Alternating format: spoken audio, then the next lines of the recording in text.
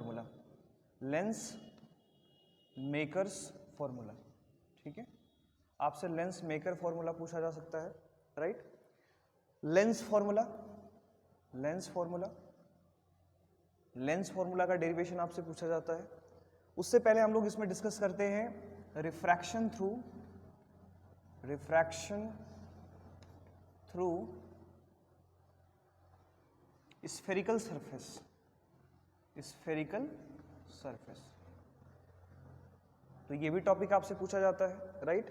तो आज बेसिकली हम लोग ये 3 इंपॉर्टेंट टॉपिक देखेंगे जो एग्जाम में आने के चांसेस बहुत ज़्यादा होते हैं और आपको एग्जाम में पूछे जाते हैं कि भाई ये क्या है, कैसे हैं, ये सारी चीज़ें आपको पूछी जाती हैं। तो हम लोग बात करेंगे refraction through the spherical surface, lens maker formula और लेंस फॉर्मूला। ये 3 इंपॉर्टेंट डेरिवेशंस हम लोग आज करने वाले हैं और आप इसे समझेंगे यहाँ पर, ठीक है। और ये एग्जाम में काफ़ी ज़्यादा पूछे जाते हैं। तो चलिए देखते हैं सबसे पहले refraction through the spherical surface.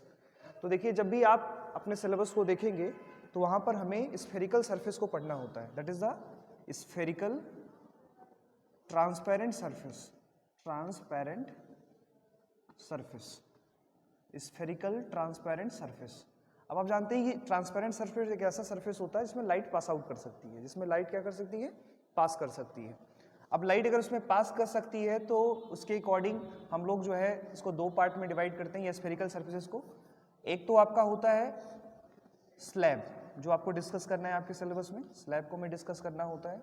और दूसरा हमें डिस्कस करना होता है स्फेरिकल, स्फेरिकल सरफेस, जिसे हम यहाँ पर क्या कहते हैं, लेंस कहते हैं। This is the lens, right, spherical surface. और इसके लिए हम लोग क्या करते हैं, फॉर्मूला डिराइव करते हैं। तो देखिए कैसे हम इसको डिराइव करेंगे और क्या इसका फंक्शन होगा। लेंस तो कॉम्बिनेशन ऑफ 2 स्फेरिकल सरफेसेस होते हैं।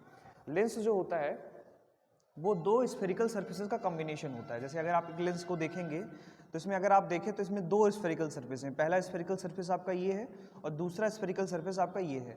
तो कोई भी लेंस जो है वो 2 स्फेरिकल सरफेस से मिलकर के बना हुआ होता है। इसका मतलब जब लेंस में लाइट एंटर करती है, ये आपका ऑप्टिकल सेंटर हो गया, इससे जब लाइट एंटर करती है तो उसका 2 बार रिफ्रैक्शन होता है, एक बार इस वाले सरफेस से, एक बार इस वाले सरफेस से। अगर आप ये मान लो कि लाइट जो है वो रेयर मीडियम से आ रही है, रेयर मीडियम से आ रही है और इस ग्लास में जा रही है, ग्लास का लेंस है मान लेते हैं, जो लेंस है वो ग्लास का है, और ये रेयर से एक बार डेंसर में जाएगी, फिर डेंसर से रेयर में जाएगी, तो 2 बार यहाँ पर क्या होगा, रिफ्रैक्शन होगा।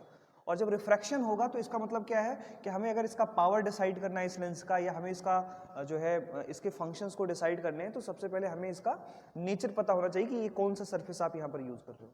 और ये जरूरी नहीं है कि आप ये वाला सरफेस और ये वाला सरफेस दोनों जैसे हो।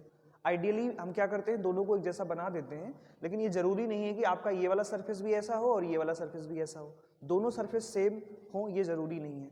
इसलिए हम लोग क्या करते हैं, जब भी कोई एक लेंस मेकर जो होता है, जो लेंस को बनाता है, वो दोनों सरफेसेस का ध्यान रखता है, इस वाले सरफेस का भी ध्यान रखता है और इस वाले सरफेस का भी ध्यान रखता है। जैसे अगर एग्जांपल हम लोग समझे तो जो हमारी ह्यूमन आइज होती है कुछ इस तरह की होती है, ऐसे होती है। उसका जो लेंस होता है वो बिल्कुल से स्फेरिकल नहीं होता, बिल्कुल से लेंस की तरह नहीं होता, वो थोड़ा सा डिस्टॉर्टेड फॉर्म में होता है। आप देखेंगे यहाँ पे बीच में, यहाँ पे थिन है, तो इस तरह से आपके आइज का लेंस होता है, जो कि जेली लाइक मटेरियल से मिलकर के बना हुआ होता है, प्रोटीन से मिलकर बना हुआ होता है, ठीक है। तो ये हम लोगों ने डिस्कस किया। तो सबसे पहले हम लोग जो डिस्कस करने वाले हैं वो ये डिस्कस करेंगे कि किसी भी रिफ्रैक्टिंग सरफेस से रिफ्रैक्शन कैसे होता है, right. That is the refraction through refracting या स्फेरिकल सरफेस, स्फेरिकल सरफेस। तो एक स्फेरिकल सरफेस से किस तरह से रिफ्रैक्शन होता है, इसकी बात हम लोग यहाँ पर करेंगे। तो हम लोग मान लेते हैं कि हमारे पास एक जो है कॉन्वेक्स टाइप जो है हमारे पास क्या है, एक स्फेरिकल सरफेस है। ये हमारे पास एक कॉन्वेक्स टाइप स्फेरिकल सरफेस है। अब ये जो कॉन्वेक्स टाइप स्फेरिकल सरफेस है, ये किसी स्फीयर का पार्ट होगा, जैसे ये कट करके बनाया गया होगा, ठीक है। और इसका जो आर्पेचर होगा, आर्पेचर का मतलब होता है कि इस लेंस की इफेक्टिव लेंथ जो होगी, अगर हम यहाँ से एक परपेंडिकुलर ड्रॉ कर दें तो इसका आर्पेचर हो गया, राइट। हमें क्या करना है, हमें इसमें जो है इसका फॉर्मूला डिराइव करना है कि रिफ्रैक्शन जब किसी स्फेरिकल सरफेस से होता है तो उसका क्या फॉर्मूला होता है। तो आप जानिए कि अगर ये स्फेरिकल सरफेस है तो उसका जो सेंटर होगा उसे हम लोग कहेंगे पोल, और पोल से जो एक्सिस पास होती है उसे हम लोग कहते हैं प्रिंसिपल एक्सिस। क्या कहते हैं, प्रिंसिपल एक्सिस, राइट।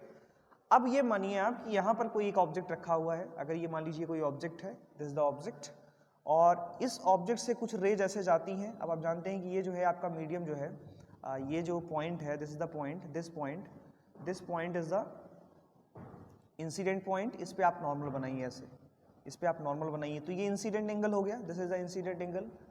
और ये इंसिडेंट एंगल, अब ये क्या होगा जब ये दूसरे मीडियम में जाएगा तो आप जानते हैं कि नॉर्मल हो गया, तो नॉर्मल से दूर हटेगा, है ना, नॉर्मल की तरफ बेंट नहीं होगा, इसको ऐसे जाना चाहिए था, नॉर्मल आपने ऐसे बनाया, और नॉर्मल को जब आप इसको पीछे की तरफ ड्रॉबैक करोगे तो ये रेडियस ऑफ कर्वेचर पे जाकर के मीट करेगा, ठीक है।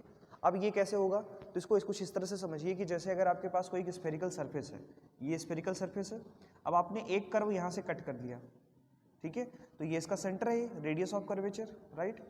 अब मान लीजिए इस पर कोई परपेंडिकुलर इस तरह से क्या आ रही है, रेज आ रही है, तो जो भी रेज आएंगी वो कहाँ से पास आउट होंगी, इसके रेडियस ऑफ कर्वेचर से पास आउट होंगी, राइट। तो सेम चीज़ यहाँ पर समझ सकते हैं कि अगर मैं इस पर कोई एक नॉर्मल ड्रॉ करता हूँ, इस तरह से ये नॉर्मल है, अगर मैं नॉर्मल ड्रॉ करूँगा तो ये जा करके इसके रेडियस ऑफ कर्वेचर पे क्या करेगा, इंटरसेक्ट करेगा, इसके रेडियस ऑफ कर्वेचर पे जा करके गिरेगा, ठीक है। ये बात आई होप समझ में आ गई होगी आपके। अब इसको अब ये लाइट जो है यहाँ पे जो इसके अंदर गई है, ये नॉर्मल है, नॉर्मल से दूर हटे, नॉर्मल की तरफ बेंट होगी क्योंकि डेंसर मीडियम है, तो इस तरह से मुड़ेगी और जा करके यहाँ पर, तो ये जो है इमेज का फॉर्मेशन आपका यहाँ पर हो जाएगा, ठीक है। तो ये आपका ऑब्जेक्ट हो गया, ये आपका इमेज हो गया, और ये आपने इस सरफेस पे नॉर्मल ड्रॉ किया, तो ये नॉर्मल जा करके रेडियस ऑफ कर्वेचर से क्या हो रहा है, पास आउट हो रहा है, ठीक है। तो ये वाली डिस्टेंस पोल से ये वाली डिस्टेंस जो हो गई वो क्या हो गई, आर हो गई, और यहाँ से ये वाली डिस्टेंस जो हो गई वो क्या हो गई बेटा, ये हो गई v, राइट, और यहाँ से ये वाली डिस्टेंस क्या हो गई, u हो गई, ठीक है। इतनी बात हमारे समझ में आ गई। इस पॉइंट को मैं मान लेता हूँ, हमने इसको o मान रखा है, p मान, इसको मैं q मान लेता हूँ कुछ देर के लिए, ये पॉइंट आपका q हो गया। अब हम लोग क्या करेंगे, यहाँ पर इसके फॉर्मूले को डिराइव करेंगे। मान लेते हैं ये जो ऑब्जेक्ट था, ये अल्फा रेज, मतलब जो रेज आ रही थी वो प्रिंसिपल एक्सिस के साथ अल्फा एंगल बना रही थी। ये जो रे है, ये जो रे है और ये वाली रे है, ये दोनों भी क्या करती हैं, कुछ एंगल यहाँ पर सस्पेंड करती हैं। मान लेते हैं कि ये वाली रे जो है वो गामा जो है एंगल सस्पेंड कर रही है, गामा, और ये वाली जो रे है वो बीटा एंगल क्या कर रही है, सस्पेंड कर रही है, इस तरह से। तो ये हो गया अल्फा, ये हो गया बीटा और ये हो गया गामा। आई होप इतनी बात समझ में आ गई होगी। ऑब्जेक्ट प्रिंसिपल एक्सिस के साथ जो एंगल बना रहा है वो अल्फा है, इमेज जो इसके साथ एंगल बना रहा है प्रिंसिपल एक्सिस के साथ वो गामा है, और ये जो आपने नॉर्मल ड्रॉ किया है जो कि इसके रेडियस ऑफ कर्वेचर से होकर के पास करेगी, उसको जब आपने पीछे की तरफ ड्रॉ बैक किया तो ये कहाँ से पास हो रही है, ये कितना एंगल बना रही है प्रिंसिपल एक्सिस के साथ, बीटा के साथ, बीटा एंगल बना रही है। इतनी बात समझ में आ गई। अब हम लोग क्या करेंगे, यहाँ पे एनालिसिस करेंगे। क्या एनालिसिस करेंगे, अब आप जानते हैं कि लाइट, मान लीजिए ये फर्स्ट मीडियम हो गया, ये सेकेंड मीडियम हो गया। अब लाइट रेयरर से डेंसर में जा रही है, ग्लास में जा रही है, मान लीजिए इसका रिफ्रैक्टिव इंडेक्स μ2 है और इसका रिफ्रैक्टिव इंडेक्स μ1 है। तो अगर मुझे μ2 की वैल्यू लिखनी है तो मैं कैसे लिखूंगा, मैं लिखूंगा μ21 इज इक्वल टू हो जाएगा μ2 अपॉन μ1, ठीक है, और ये sine i upon sine r के क्या होगा, बराबर होगा, ठीक है। ये आपका इक्वेशन नंबर फर्स्ट है। इसका मतलब मुझे इंसिडेंट एंगल और रिफ्रैक्टिंग एंगल की वैल्यू चाहिए, ठीक है। मतलब मुझे अगर आई और आर की वैल्यू पता चल जाए तो मैं आसानी से म्यू की वैल्यू क्या कर सकता हूँ, फाइंड आउट कर सकता हूँ। तो बेटा देखो हम लोग क्या करते हैं, अगर ये एंगल ऑफ इंसिडेंट है तो नॉर्मल के साथ ये जो एंगल बनेगा वो क्या होगा, आर होगा, ठीक है। ये जो एंगल होगा क्या होगा, आर होगा।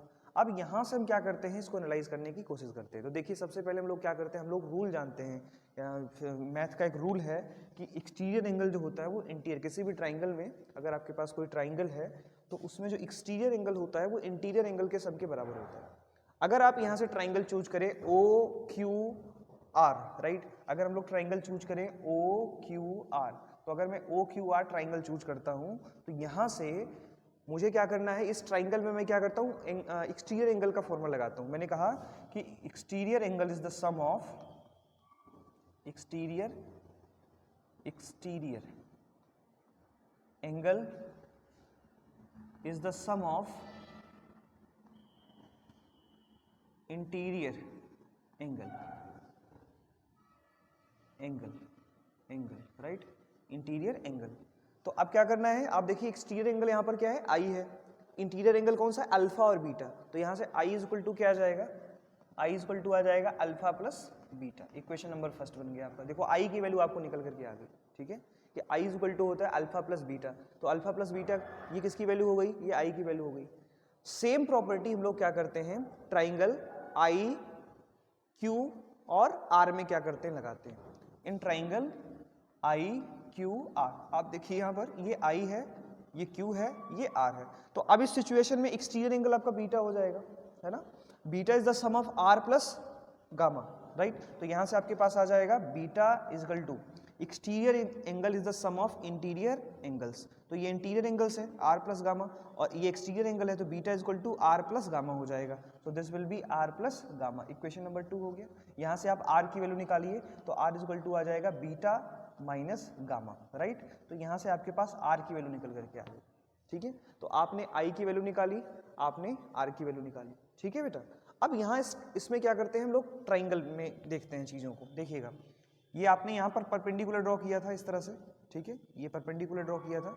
अब यहाँ से हम लोग अल्फा बीटा गामा की वैल्यू निकाल लेते हैं, ठीक है। देखिएगा अल्फा की वैल्यू क्या होगी, अगर मैं अल्फा की वैल्यू निकालूँ तो ये वाला राइट एंगल ट्राइंगल लीजिए ओ क्यू पी, ये राइट एंगल ट्राइंगल हमने लिया, ये लाइट अंदर जा करके रिफ्लेक्ट होगी ना, तो ये जो परपेंडिकुलर जो आपने इस पर ड्रॉ किया है ये वाली वैल्यू हम लोग क्या करते हैं, लेते हैं, राइट। तो यहाँ से तो अल्फा इज इक्वल टू क्या हो जाएगा, क्यू पी, राइट, ये पी है, तो अल्फा इज इक्वल टू हो जाएगा क्यू पी परपेंडिकुलर अपॉन, यहां से हमने निकाला tan अल्फा, tan अल्फा, तो tan अल्फा अगर हम लोग निकालें तो परपेंडिकुलर अपॉन बेस, राइट, तो परपेंडिकुलर क्या हो गया QP, राइट, और बेस बेटा कितना हो गया OP, और OP की वैल्यू U के बराबर है, और क्योंकि प्रिंसिपल एक्सिस के जस्ट इधर जाए तो साइन कन्वेंशन लगाओगे आप, और साइन कन्वेंशन में ये वैल्यू क्या हो जाएगी, माइनस U हो जाएगी, ठीक है, तो tan अल्फा आ गया। सिमिलरली हम लोग क्या करते हैं, tan बीटा निकालते हैं, tan बीटा, तो tan बीटा में कौन सा ट्राइंगल लेंगे हम लोग, ये छोटा वाला ट्राइंगल, देखो ये छोटा वाला ट्राइंगल RPQ, तो यहाँ से परपेंडिकुलर अपॉन बेस, तो tan beta equal to perpendicular हो गया QP अपॉन बेस कितना हो गया बेटा R, और क्योंकि प्रिंसिपल एक्सिस के जस्ट इधर है तो वैल्यू पॉजिटिव होगी, सो दिस विल बी R। आई बात समझ में क्या। सिमिलरली हम लोग क्या करते हैं, सिमिलरली हम लोग जो है गामा की वैल्यू निकालते हैं, तो tan गामा, तो tan gamma is equal to बेटा देखो किसके बराबर हो जाएगा, ये वाला ट्राइंगल लेते हैं IPQ, तो IPQ में परपेंडिकुलर अपॉन बेस, तो परपेंडिकुलर क्या है PQ या QP, राइट, और बेस क्या हो गया बेटा आपका V, right, so this will B positive V, ठीक है। इतनी बात समझ में आ गई क्या। अब ये तो कैलकुलेशंस है जो हमने यहाँ पर यूज किया, तो बेसिकली इसका जो मेन फंक्शन है वो ये है कि आपको ये पता करना है कि exterior angle is the sum of interior angle. तो आपको इस ट्राइंगल में जो डिफरेंट ट्राइंगल्स इसमें बन रहे हैं, इसमें आपने आई की वैल्यू इंटरनल एंगल का सम कर लिया, फिर यहाँ पे आपने आर की वैल्यू इंटरनल एंगल का सम कर लिया, और फिर बीटा की वैल्यू इंटीरियर मतलब beta equal to r plus gamma कर लिया, तो ये वाली वैल्यू आ गई और ये वाली वैल्यू आ गई। फिर आपने इसको सॉल्व करके tan अल्फा, tan बीटा और tan गामा ये राइट एंगल ट्राइंगल में लगा दिए, ये वैल्यू समझ में आ गई होगी आपको, ठीक है। अब यहाँ पे थोड़ा सा आ जाना, हमने इसको इक्वेशन नंबर फर्स्ट एज्यूम किया था और ये बाकी के सारे इक्वेशंस थे आपके पास। हम लोग मान लेते हैं कुछ देर के लिए हम लोग एज्यूम करते हैं कि एंगल जो है बहुत स्मॉल है ना। एंगल जब बहुत स्मॉल होता है तो साइन थीटा अपॉन थीटा की वैल्यू 1 होती है, इसका मतलब मैं साइन थीटा को थीटा लिख सकता हूँ, ठीक है। इसका मतलब when angle is very small, when angle is very small, तो अगर एंगल बहुत स्मॉल हो जाए बेटा तो देखो μ2 अपॉन μ1 किसके बराबर हो जाएगा, I अपॉन R के, है ना। तो यहाँ से बेटा क्या आ जाएगा आपके पास, μ2 R is equal to μ1 I, ठीक है। अब आपको μ2 I1 और IT की वैल्यू पता है, तो μ2 R की वैल्यू कितनी निकाली आपने, beta minus gamma, so this is the beta minus gamma, ठीक है। अब यहाँ से देखिए क्या आ जाएगा, इक्वल टू, यहाँ से क्या आएगा μ1 I, तो μ1 लिखा आपने और I की वैल्यू ऑलरेडी आपने निकाल रखी alpha plus beta, so this is the alpha plus beta. समझ में आई क्या बात। अब क्योंकि एंगल बहुत स्मॉल है इसलिए tan alpha equal to alpha हो जाएगा, मतलब ये किसकी वैल्यू लिखी गई है, अल्फा की वैल्यू लिखी गई है, ये किसकी वैल्यू लिखी गई है, बीटा की वैल्यू, और ये किसकी वैल्यू, गामा की वैल्यू, ठीक है, ये किसकी वैल्यू, गामा की वैल्यू। तो एंगल बहुत स्मॉल है तो tan alpha equal to alpha, right, तो alpha equal to OP upon ये सारी वैल्यूज हैं। तो अब ये सारी वैल्यूज आप यहाँ पर क्या करेंगे, पुट करेंगे, यहाँ पे सारी वैल्यूज को पुट कर दीजिए। तो देखिए हम लोग इन वैल्यूज को क्या करते हैं, यहाँ पर पुट करते हैं, तो आपके पास सारी समस्या, सारी जो प्रॉब्लम है आई मीन सॉल्व हो जाएगी। देखिएगा यहाँ पर वैल्यूज को हम लोग क्या करते हैं, यहाँ पर पुट करते हैं। देखिएगा कैसे पुट करते हैं यहाँ पर, तो μ2 की वैल्यू आप ऐसे रहने दीजिए μ2, और यहाँ पर बीटा की वैल्यू कितनी है, बीटा की वैल्यू कितनी है बताइएगा, कहाँ गया बीटा, ये OP upon R, so this will B QP upon R, right, तो QP अपॉन R हो गया ये, है ना, QP upon R minus gamma, बताना बेटा गामा कितना है, QP अपॉन V, तो QP अपॉन V हो गया। समझ में आई बात। इसी तरीके से ये इक्वल में आ जाएगा, इक्वल, और फिर यहाँ आ जाएगा μ1, और फिर यहाँ आएगा बेटा आपके पास अल्फा की वैल्यू कितनी है, कहाँ गई, अल्फा की value QP upon minus you, तो QP अपॉन माइनस यू, ठीक है, QP अपॉन माइनस यू, और उसके बाद बीटा, तो प्लस लगाया आपने, प्लस में है बीटा, बीटा की वैल्यू कितनी है QP अपॉन आर, तो QP अपॉन आर। बताइए इतनी बात समझ में आई क्या? इतनी बात क्लियर हो गई? अब इतनी बात अगर आपके समझ में आ गई, देखो बेटा ये बहुत इंपॉर्टेंट है, एग्जाम में आते हैं, ये पूछा जाता है, ठीक है। और ये अगर आपको पता है तभी आप लेंस मेकर फॉर्मूला डिराइव कर सकते हैं, अदरवाइज नहीं कर सकते, ठीक है। तो ये आ गया आपके पास। अब देखिए QP सब में कॉमन हो जाएगा, कट जाएगा सब, तो क्या बचेगा μ2r minus μ2v is equal to, यहाँ पे देखिए क्या आएगा μ1 माइनस u और प्लस म्यू अपॉन आर, सही है। अच्छा यहाँ पर देखिए r है और यहाँ पर r है, तो इनको साथ में लेना है, तो मैं इसको इधर लेकर के चला जाऊँ, इसको लेकर के इधर आ जाऊँ, है ना, है कि नहीं है, बताओ आप मुझे। इसको मैं इधर लेकर के आ जाऊँ या ऐसा एक काम मैं करता हूँ, इसको मैं इधर ले गया और इसको इधर लेकर के आ गया, ठीक है। तो देखो क्या आएगा आपके पास, आ जाएगा μ2, इसको ले जाएंगे तो ये माइनस है प्लस हो जाएगा, तो μ2 अपॉन v, और ये इसको ऐसे रहने तो माइनस μ2 अपॉन u, सही है। μ2 होगा ना इसके साथ, μ1 sorry μ1, so this will be μ1 and this will be equal to, ये आपके पास r इधर आएगा, इसको आप इधर ले गए, इस वाले को इधर ले गए और इस वाले को इधर लेकर के आए, तो ये वाली जो वैल्यू है माइनस में आ जाएगी, इसका मतलब μ2 माइनस μ1 दोनों का डिनोमिनेटर सेम है, इसलिए r आ जाएगा, ठीक है बेटा। And this is the formula of refraction, this is the formula for refraction when light travel from rare to denser medium, rare से डेंसर मीडियम में जाएगी, तो रेयर से डेंसर में जब जाएगी तो ये वाला फॉर्मूला हो जाएगा, ठीक है। रेयर से जब डेंसर में जाएगी तो कौन सा वाला फॉर्मूला होगा, ये वाला फॉर्मूला होगा। अब ये किसके लिए, ये रेयर से डेंसर के लिए, रेयर टू डेंसर, ये रेयर से डेंसर के लिए, समझ में आ रही बात, ये रेयर से डेंसर के लिए है। अब अगर हमें डेंसर से रेयर में लिखना हो, देखो इधर से, अब मैं चाहता हूं कि लाइट इधर से इधर की तरफ आए, इधर से इधर की तरफ आए, है ना, तो ये सारा फंक्शन मुझे उल्टा करना पड़ेगा, I mean law of reversibility मुझे यूज करनी पड़ेगी। आप जानते हैं कि लाइट सिंगल पाथ फॉलो करती है, इसका मतलब चीजें रिवर्स हो जाएंगी। अब रिवर्स कैसे करोगे, तो एक डेरिवेशन आपने सीख लिया, अब जब भी आपको रेयर से डेंसर में जाना तो आप ये फॉर्मूला आपने पढ़ लिया। अब आपको अगर डेंसर से रेयर में जाना है तो अब आप μ2 से μ1 में आ रही है, इसका मतलब जहां जहां आपको μ2 लिखा है वहां μ1 रखना है और जहां जहां μ1 रखना है वहां μ2 रखना है। नहीं है समझ में? अरे भाई अब इधर से इधर की तरफ गए तो μ1 से μ2 में गए, तो μ1 से μ2 में गए तो ये फॉर्मूला बन गया आपका, right, that is the μ2 upon v, that okay, क्योंकि μ2 में इमेज का फॉर्मेशन हो रहा है। अब सेम चीज अगर उल्टी कर दी जाए कि भाई यहाँ से लाइट आ रही है और इमेज का फॉर्मेशन इधर की तरफ हो रहा है, मान लो कोई डेंसर मीडियम हो, ग्लास से भी ज़्यादा डेंसर मीडियम हो, उसमें रख दिया जाए, तो अब डेंसर से अगर रेयर में जाएगी तो उसके लिए फॉर्मूला क्या हो जाएगा, बिल्कुल चेंज हो जाएगा। तो अब चेंज होने पर क्या होगा, जो यहाँ पे करना क्या है आपको, बस कुछ नहीं करना है, बस आपको μ2 को μ1 से रिप्लेस कर देना है, ठीक है। तो देखो अगर लाइट जो है डेंसर से रेयर में जाए तो क्या होगा, डेंसर टू रेयर, तो लाइट जब डेंसर टू रेयर में जाती है तो बस इसी को आपको क्या करना है, एक्सचेंज करना है। तो यहाँ आ जाएगा μ1 upon v, right, minus μ2 upon u, this will be equal to μ1 minus μ2 upon r, ठीक है। So this is the formula for denser to rare. Clear हुआ क्या? अगर आपने एक सीख लिया तो आप दूसरा बना सकते हैं। कितना आसान है, आसान है कि नहीं आसान है, बताओ मुझे आप। सबसे पहले हमने इसमें अल्फा बीटा एक्सटीरियर एंगल वाला फॉर्मूला लगा करके अल्फा आई और आर की वैल्यू कैलकुलेट करी। उसके बाद हम लोगों ने क्या किया, स्नेल लॉ लगाया, sine i upon sine r, और कहा कि भाई देखो एंगल बहुत स्मॉल है तो tan alpha is equal to alpha, tan beta equal to beta, tan gamma is equal to, geometry से हमने इसमें राइट एंगल ट्राइंगल में अल्फा बीटा गामा की वैल्यू निकाली। उसके बाद हमने sine i upon sine r वाले फॉर्मूले में क्या किया, पुट कर दिया, ठीक है। एंगल बहुत स्मॉल है तो sine I is equal to I, तो इस तरह से रख करके हमने ये फॉर्मूला निकाला। अब अगर ये फॉर्मूला तुम्हें समझ में आ गया तो तुम आगे लेंस मेकर फॉर्मूला क्या कर सकते हो, डेराइव कर सकते हो, ठीक है। तो आगे हम लोग जो डिस्कस करने जा रहे हैं वो है बेटा लेंस मेकर फॉर्मूला। तो हम लोग बात करेंगे लेंस मेकर फॉर्मूले की, ठीक है। तो क्या होता है लेंस मेकर फॉर्मूला, देखिएगा ये हर बार आपके एग्जाम में आता है, न्यूमेरिकल्स भी आते हैं। जो मैं आज बता रहा हूँ उसमें से देख लेना कि एक या दो क्वेश्चन जो है आपके एग्जाम में जरूर आएंगे, ठीक है। तो लेंस मेकर्स फॉर्मूला, तो हम लोग बात करते हैं लेंस मेकर फॉर्मूला की, ठीक है। देखो जब भी कोई लेंस मेकर लेंस बनाता है तो क्या करता है, देखिएगा उसमें एक जो लेंस होता है बेसिकली उसमें दो सरफेसेस होते हैं, ये पहला सरफेस हो गया, ये दूसरा सरफेस हो गया, है ना, दो सरफेसेस होते हैं। तो जब भी लेंस मेकर लेंस बनाता है तो वो दोनों सरफेसेस का ध्यान रखता है कि ये सरफेस कैसा है और ये सरफेस कैसा है। अब जैसे एग्जांपल के तौर पे मैंने आपको समझाया ही था कि जो हमारी ह्यूमन आइज होती है कुछ इस तरह की होती है, उसका लेंस जो होता है ऐसा होता है। तो अब ये दोनों तो एक जैसे नहीं है ना, राइट, तो इसलिए हमें इन दोनों के रेडियस ऑफ कर्वेचर्स का ध्यान रखना पड़ता है।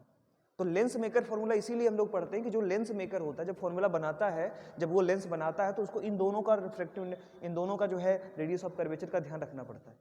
और मान लीजिए इसने कुछ इसका रेडियस ऑफ कर्वेचर कुछ और रखा और इसका रेडियस ऑफ कर्वेचर कुछ और रखा, तो नेट फोकस कितना क्रिएट होगा ये हमें डिसाइड करना होता है। तो इसको डिसाइड करने के लिए हम लोग लेंस मेकर फॉर्मूला पढ़ते हैं। तो अभी देखिएगा कैसे इसको हम लोग समझेंगे लेंस मेकर फॉर्मूले को।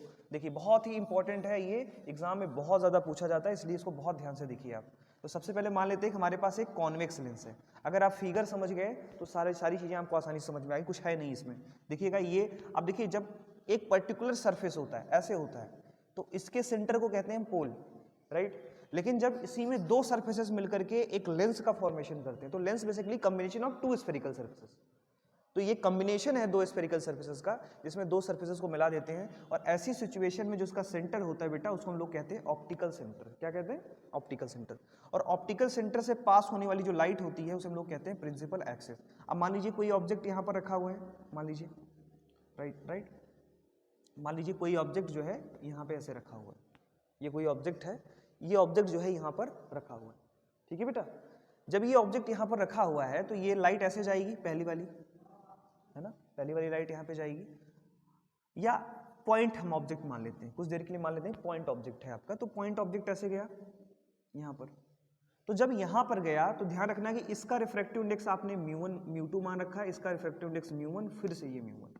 तो यहाँ पे दो बार रिफ्रैक्शन होगा, एक बार रेयरर से डेंसर में, फिर एक बार डेंसर से रेयरर में।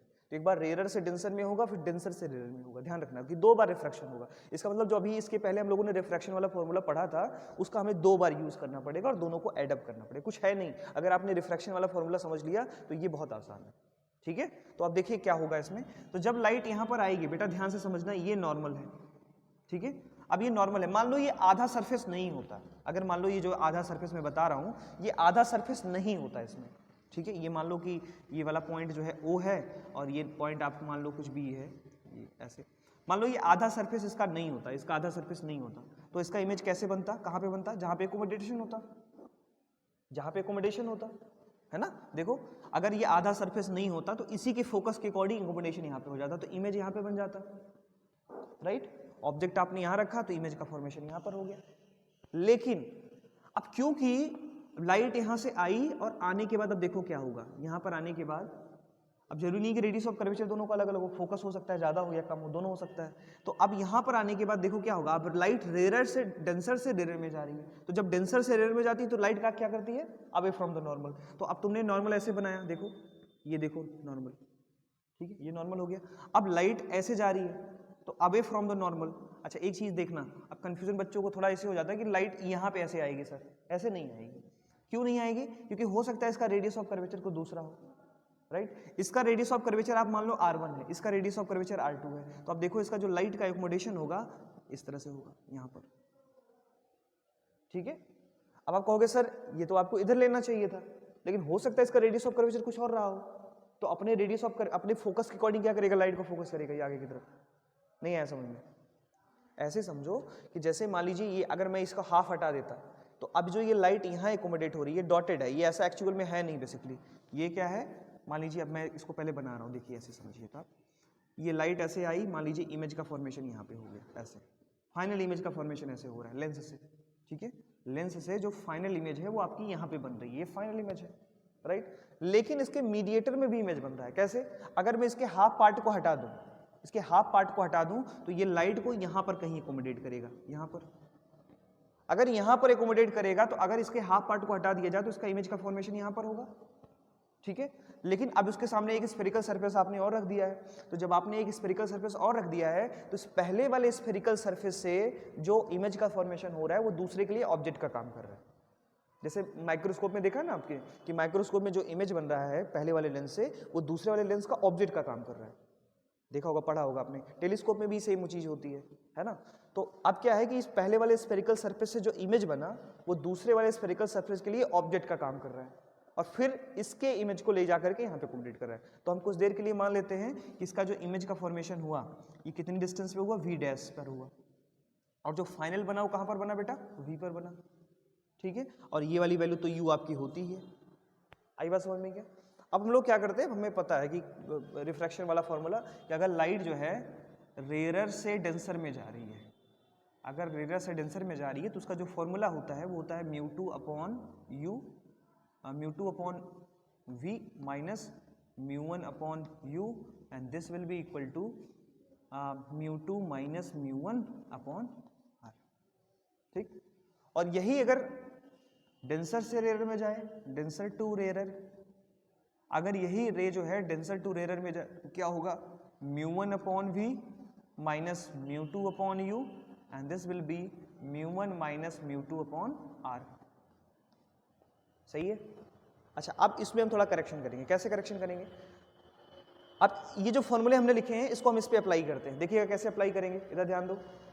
लाइट जो है वो कहाँ से जा रही है, रेयर से डेंसर में जा रही है। तो रेयर से अगर डेंसर में जा रही है बेटा तो क्या होगा कि म्यू1 से म्यू2 में जा रही है। इसका जो पहले वाले हाफ सरफेस, ये पहले वाले हाफ सरफेस की बात कर रहे हैं हम लोग, अगर इसको हटा दिया जाए पहले वाले हाथ, तो अगर ऑब्जेक्ट की डिस्टेंस तो यू रहेगी, लेकिन जो इमेज बन रहा है वो कहाँ पे बन रहा है, इसका वी डैश पे बन रहा है। इसका मतलब ये वाली जो वैल्यू होगी वो वी डैश होगी। सही है। और पहले वाले सरफेस का जो रेडियस ऑफ कर्वेचर है उसको मैं मान लेता हूँ R1। सही, इतनी बात क्लियर होगी।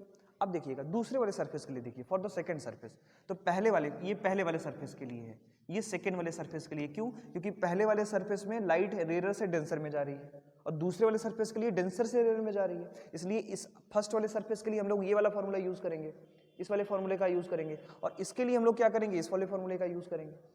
ठीक, अब देखिएगा सेकंड वाले के लिए, देखिए ये म्यू2 है, तो अब देखना इसके लिए जो होगा, सेकंड के लिए जो होगा, इस पहले वाले से जो इमेज बना, मेरी बात समझना बेटा ध्यान से, फर्स्ट वाले सरफेस से जो इमेज बना वो सेकंड वाले के लिए ऑब्जेक्ट का काम करेगा।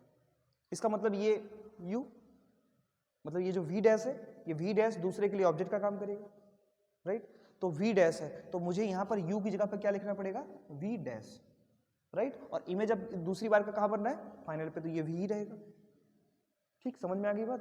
तो ये आपका फंक्शन हो गया। अब यहां पर ये R2 हो जाएगा। ठीक है। अब क्योंकि ये दोनों आपस में कंबाइन किए गए हैं तो इसलिए हमें इन दोनों इक्वेशन को क्या करना पड़ेगा, ऐड करना पड़ेगा बाय एडिंग इक्वेशंस। तो बहुत आसान है, बस यही हमें समझना था यहां पर, बाय एडिंग अबव इक्वेशन। तो ऊपर के दोनों इक्वेशंस को ऐड करिए आप, mu two upon V dash minus, right, mu one upon you. ठीक है बेटा, mu one upon U, mu two upon V dash minus mu one upon U, और ये अब इसको लिखिएगा plus mu one upon we minus mu two upon V dash. ठीक है, इज इक्वल टू, इधर देखना क्या आएगा, देखो यहां पर है म्यू2 माइनस म्यू1 अपॉन R1। ठीक है, and this will be plus of mu two minus mu one minus mu two upon R2। सही है। अच्छा देखना, अगर मैं इसके सीक्वेंस को उल्टा कर दूं तो माइनस पहले आ जाएगा। ठीक है, तो अगर मैं इसको लिख लूं म्यू2 माइनस म्यू1, तो यहां बेटा माइनस आ जाएगा कि नहीं आ जाएगा? आ जाएगा भाई। इसको मैं पहले लिख ले रहा हूं, इसको बाद में लिख ले रहा हूं, तो अगर मैं पहले लिखूंगा तो इसका माइनस साइन मुझे यहां लगाना पड़ेगा।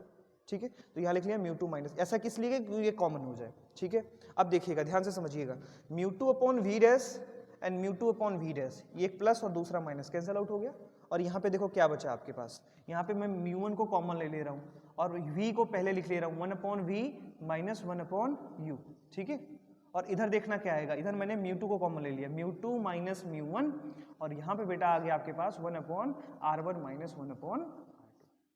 सही है, यहाँ तक आई बात समझ में? यहाँ तक बात क्लियर हो गई? ठीक है, अब अगर यहाँ तक बात समझ में आ गई तो आगे की चीजें बहुत आसान है। देखिएगा क्या हो जाएगा।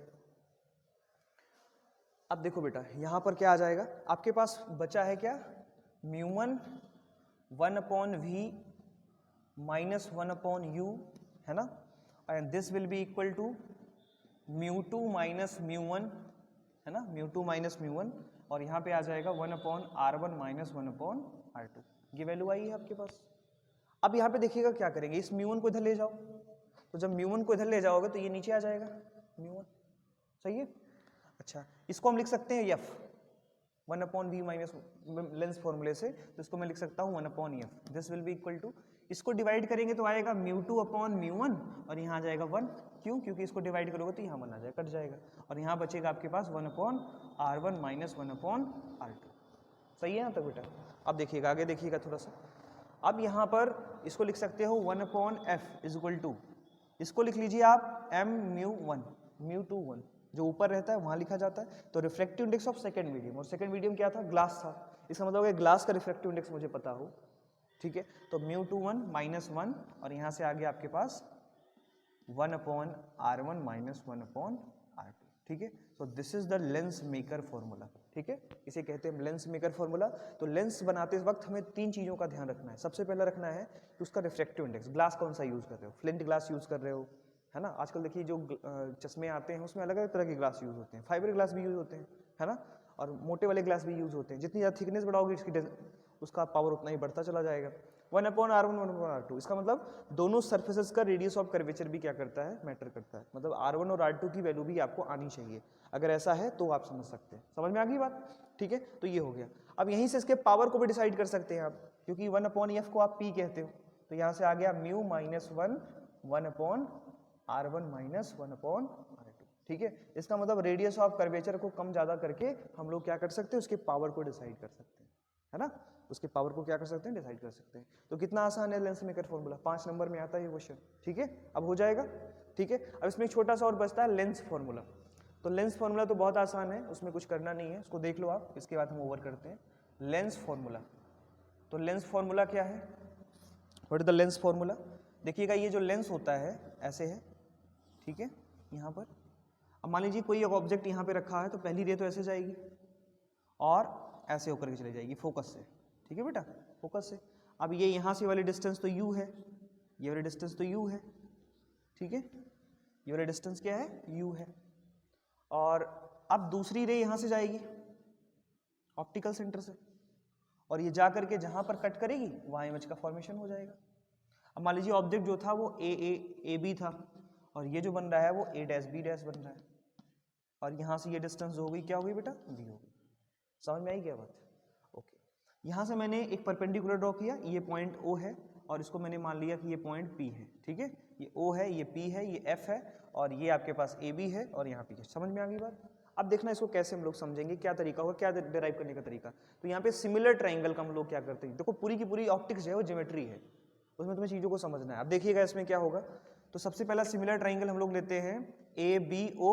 तो सिमिलर ट्राइंगल ABO ये सिमिलर है, किसके सिमिलर है भाई, this is the OA dash B dash. तो OA dash B dash similar है दोनों, है ना। क्यों सिमिलर है, क्योंकि ये वाले एंगल्स आपस में बराबर है।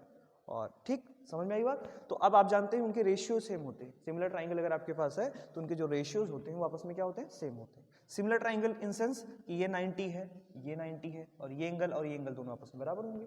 यही तो पढ़ा है आपने, ठीक है। तो अब देखना, ध्यान से समझना बेटा। मैं सिमिलर ट्राइंगल की प्रॉपर्टी यूज करता हूं, तो ये साइड डिवाइडेड बाय ये साइड डिवाइडेड बाय ये साइड डिवाइडेड बाय ये साइड, है ना। यही तो पढ़ा है आपने कि भुजाओं का जो रेशियो होता है, उनका जो साइड्स का रेशियो होता है वो आपस में बराबर होता है। तो हम देखते हैं, इसको लिखते हैं A dash B dash upon AB। इसको लिखा और इसको लिखा। अब इसको लिखा पहले तो इसको मुझे लिखना पड़ेगा, तो ये क्या हो गया OB डैश। तो OB डैश अपॉन यहाँ पे क्या हो जाएगा, OB हो जाएगा। ये क्वेश्चन नंबर फर्स्ट हो गया आपका, सही है। ऐसे ही हम लोग क्या करते हैं, सिमिलर ट्राइंगल यूज करते हैं। आप कौन सा वाला यूज करेंगे, ये वाला और ये वाला, ये वाला और ये वाला। तो कौन कौन सा, A dash B dash F and और कौन सा वाला OFP। तो ये दोनों ट्राइंगल्स का यूज हम लोग क्या करेंगे, यहाँ पर करेंगे। तो सिमिलर ट्राइंगल है तो यहाँ भी सेम चीज निकालते हैं, A dash B dash upon OP, and this will be equal to this side upon this side. तो this side will be F dash F B dash F, और यहाँ से FO, ये आ जाएगा। अब बेटा एक चीज तुम्हें समझ में आती है कि ये वाला डिस्टेंस और ये वाला डिस्टेंस आपस में बराबर होंगे। देखो ये OP और AB, है ना। Since OP is equal to AB, तो ये इक्वेशन क्या बन जाएगा, A dash B dash upon OP and this AB upon is equal to F dash B dash F upon FO। ठीक, ये हो गया क्वेश्चन नंबर 2। इतनी बात समझ में आ गई। अब इतनी बात अगर समझ में आ गई तो आगे की राह बहुत आसान है। देखिएगा कैसे, इन दोनों को बराबर कर दीजिए। राइट हैंड साइड बराबर है तो लेफ्ट बराबर हो जाएगा। तो हो जाएगा OB dash upon OB, this will be equal to B dash F upon FO, है ना। और ये किसके बराबर है, a dash b dash upon